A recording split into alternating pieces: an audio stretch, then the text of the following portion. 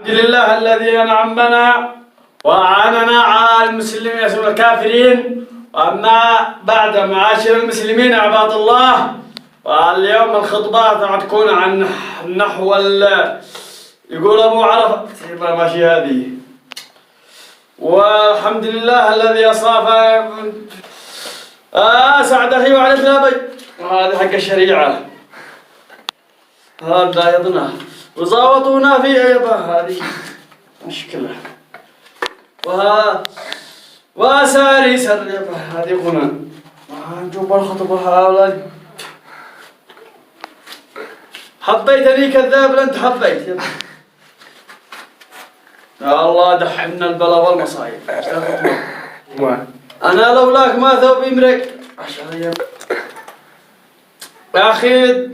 لبستونا الخطة الغلط، قلتوا لك خطة شرايع، اشتي خطة خطبة. احنا من الناس النسبة عنه ليه كشفت بنفسي حق الشرايع وحق القصايد.